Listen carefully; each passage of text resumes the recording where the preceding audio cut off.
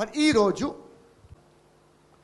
ఎవరిని దేవుడు సురక్షితంగా కాపాడుతాడు, దేవుడు ఎవరిని సురక్షితంగా ఉంచుతాడు చూసుకున్నట్లయితే, దేవుని మాటలను వినువారు, ఆయన ఉపదేశములను అవలంబించు వారిని దేవుడు సురక్షితంగా ఉంచుతాడంట అని లేఖనము సెలవిస్తుంది.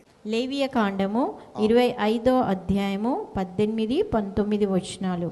లేఖనము, కాబట్టి మీరు నా కట్టడాలను నా విధులను గైకొని వాటిని అనుసరించి నడుచుకొనవలెను. అంటే దేవుని మాటలను, దేవుని ఆజ్ఞలను నువ్వేం చేయాలంట? అనుసరించాలి. అనుసరించినట్లయితే ఏమైతుందో కింది లేఖనం చూద్దాం. 19వ వచనం.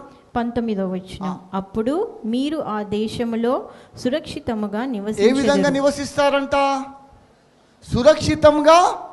ఎప్పుడు మీరు ఆ దేశంలో సురక్షితంగా నివసిస్తారంట? దేవుని ఆజ్ఞలను, దేవుని విధులను, దేవుని మాటలను ఎప్పుడైతే నువ్వు నడుచుకొని ఉంటావో ఆ దేశంలో నేను సురక్షితంగా ఉంచుతానని లేఖనము సెలవిస్తుంది. చదవండి.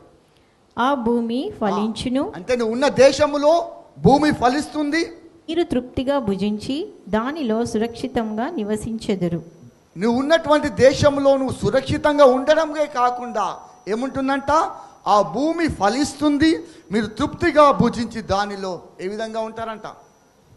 సేఫ్, సురక్షితంగా ఉంటావంట.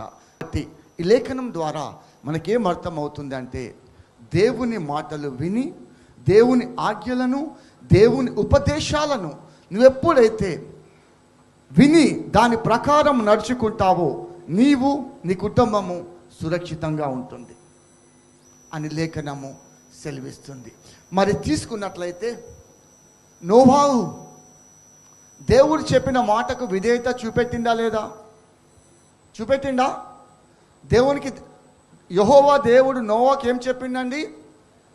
ఓడను సిద్ధపరచుకోమని చెప్పిండు. విధేయత చూపెట్టి సిద్ధపరచుకున్నాడా లేదా? జలప్రలయంలో ఏ కుటుంబం మాత్రమే రక్షించబడింది? నోవాహు కుటుంబం మాత్రం సురక్షితంగా ఉంది. ఎందుకంటే దేవుని మాటకు, దేవుని ఆజ్ఞలకు విధేయత చూపెట్టాడు కాబట్టి నోవా కుటుంబం కూడా సురక్షితంగా ఉంది. కాబట్టి ఈరోజు నీవు, నీ కుటుంబము సురక్షితంగా ఉండాలి అంటే మీరు చేయవలసిన పని ఏమిటంటే, దేవుని మాటను జాగ్రత్తగా విను, ఆయన ఆజ్ఞలను, ఆయన ఉపదేశాలను అనుసరించి నువ్వు నడుచుకున్నట్లయితే నువ్వు ఉన్న దేశంలో, నీ భూమిని, అన్ని విషయంలో కూడా దేవుడు నిన్ను తృప్తిపరిచి ఏం చేస్తాడంట? సురక్షితంగా ఉంచుతాడని లేఖనము సెలవిస్తుంది.